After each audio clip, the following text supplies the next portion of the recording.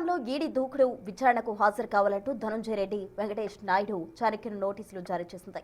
Liquor scam కేసులో arrest అయి ఇప్పటికే బెయిల్పై విడుదలయ్యారు. విచారణకు బ్యాంక్ స్టేట్మెంట్లు, పాన్ కార్డులు, అలాగే కుటుంబ సభ్యుల ఆస్తుల వివరాలతో హాజరు కావాలని ఈడీ అధికారులు నోటీసులు జారీ చేశారు.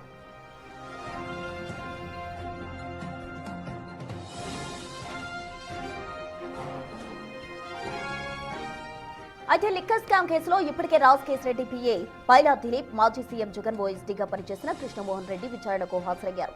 త్వరలోనే మరికొందరికి ఈడీ నోటీసులు జారీ చేయనున్నట్టు తెలుస్తోంది. ఇప్పటికే రాజ్ కేశిరెడ్డిని విజయవాడ జిల్లా జైల్లో ఈడీ అధికారులు విచారించారు. ఈ కేసులో పలువురు ఆస్తులు సైతం జప్తు చేస్తున్నారు ఈడీ అధికారులు. లిక్కర్ స్కామ్ కేసులో ఇటీవల బెయిల్పై విడుదలైన వారందరికీ నోటీసులు జారీ చేసి విచారిస్తున్నారు ఈడీ అధికారులు.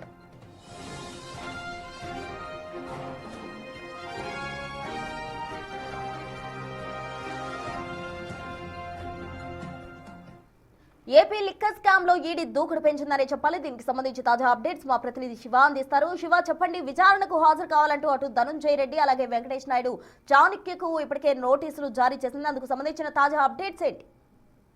మొత్తం చూస్తున్న లిక్కర్ స్కామ్ కు సంబంధించి కూడా విచారణకు హాజరు కావాలని చెప్పి ధనంజయ రెడ్డి 31, వెంకటేష్ నాయుడు 34, చాణక్య A8లకి ఈడీ నోటీసులు జారీ చేసింది. ఈ ముగ్గురు మరికొద్ది సేపట్లోనే హైదరాబాద్ లో ఈడీ కార్యాలయంలో విచారణకు హాజరు కాబోతున్నారు. లిక్కర్ స్కామ్ కేసు అరెస్ట్ అయి బెయిల్ పై విడుదలయ్యారు ధనంజయ రెడ్డి, చాణక్య, వెంకటేష్ నాయుడు. అయితే విచారణలో బ్యాంక్ స్టేట్మెంట్లు, పాన్ కార్డు, కుటుంబ ఆస్తుల వివరాలతో కూడిన పూర్తి డాక్యుమెంట్ తో విచారణకు హాజరు కావాలని చెప్పి ఈడీ నోటీసుల్లో పేర్కొంది.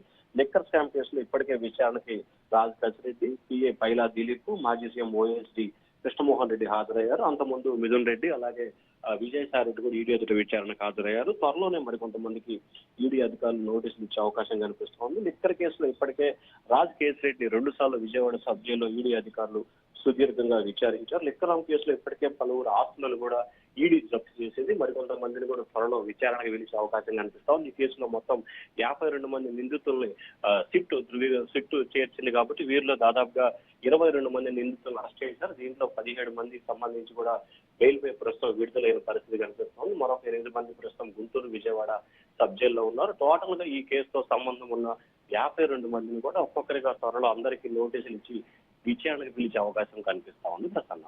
Right Shiva, thank you.